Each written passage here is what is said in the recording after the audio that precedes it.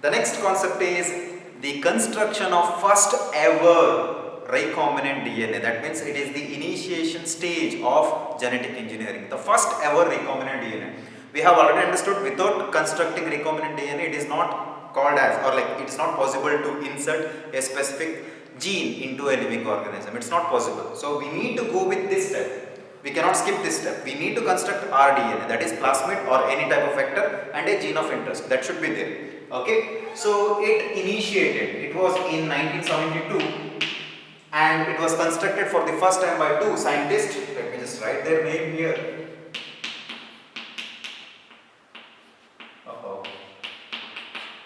Stanley Cohen and another scientist, Herbert Boyer. So in 1972, Cohen and Boyer actually they constructed a recombinant DNA. They were experimenting on a particular bacteria which is called as Salmonella typhimurium. Hope you remember all this stuff. Salmonella typhimurium. They were actually experimenting with this particular bacteria, and accidentally they just transferred a gene from another living organism into Salmonella typhimurium. Okay, you should be very careful. Listen to me carefully. Now let me just write how all these things happen. We just consider a plasmid. Okay, any type of living organism. Let us take a type of bacteria, not Salmonella typhimurium. Actually, they have not mentioned the plasmid. A small fragment of the DNA from the plasmid was extracted from a bacterium. They have not mentioned from which bacterium. Okay, simple. Okay, they extracted, that is isolated or removed this particular plasmid. So this is the plasmid of a bacteria, of a strange bacteria, and okay, now they have removed it, and then they just removed, like that means they cut this particular plasmid by treating this particular plasmid with specific type of restriction enzymes. I'm going to give you a detailed explanation regarding the restriction enzymes later. Okay, after treating this plasmid with the restriction enzymes, they cut this particular plasmid into many pieces. You get a lot of fragments, right? The fragments, so many pieces are there. In that they selected one particular piece. This particular piece is nothing but the DNA itself, correct? That means, let me write gene. Why I am writing gene? This particular DNA segment actually produces a protein which is against, that means actually it will show the tolerance to a type of antibiotic, that is chemical. So that means this gene could produce a protein which is called as antibiotic resistance protein. So this gene is exhibiting antibiotic resistance character. Yes, because it's going to produce a protein which will tolerate the antibiotics. Simple. For example, this is the bacteria, a strange bacteria. You can consider any type of bacteria. It obviously has got its normal DNA, chromosome and plasmid. For example, if I just expose this bacteria to a type of chemical. Let me just write the name of the chemical here. First one is the kanamycin. It is nothing but another type of antibiotic. Kanamycin, normally a fungal product, actually chemical. Okay, or this is first one.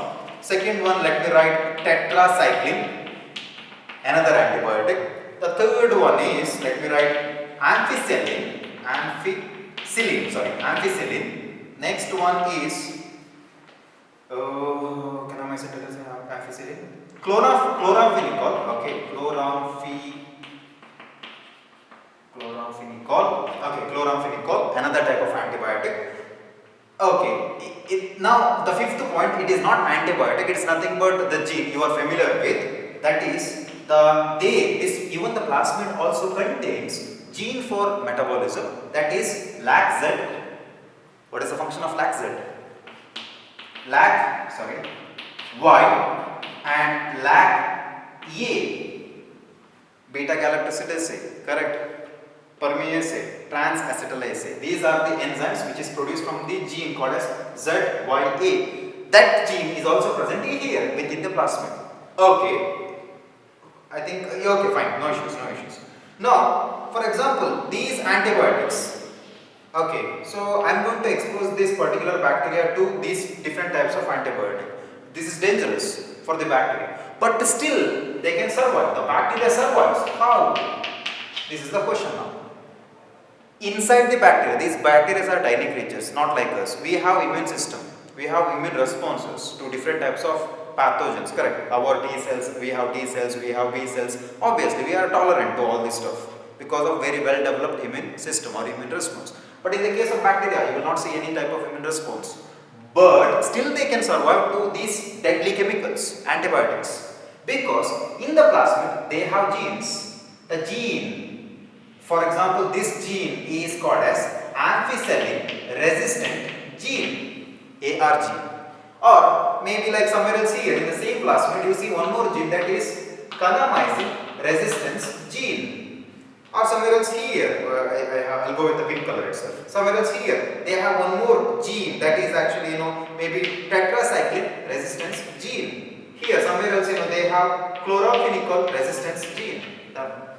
They have all the genes.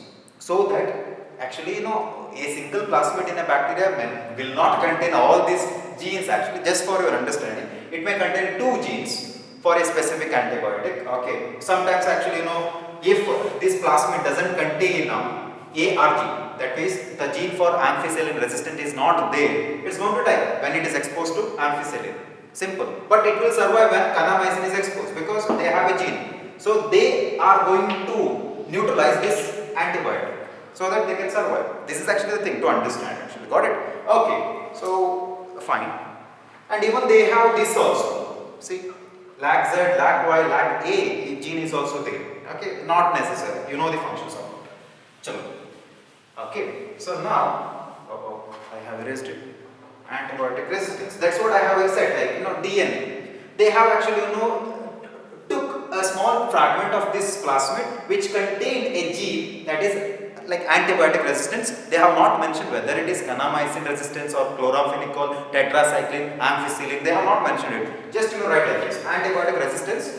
And this. Okay, so this is the gene which is extracted from the plasmid, that is antibiotic resistant gene. Then actually they introduce this antibiotic resistant gene into the plasmid of Salmonella typhimurium. So I think I should have used pink color for the plasmid.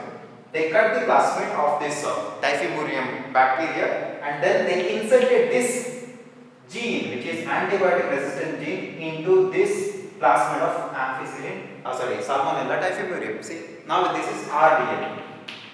Got it? So this is it. So Stanley Cohen and Herbert Boyer were the first scientists to construct recombinant DNA. So a foreign antibiotic resistant gene is extracted and it is pasted to the plasmid of Salmonella typhimurium. So this is the rDNA. Got it? The first step of genetic engineering. So rDNA construction. Note name of the scientist, Salmonella typhimurium name. Got it? So that's all about from this session. Thank you.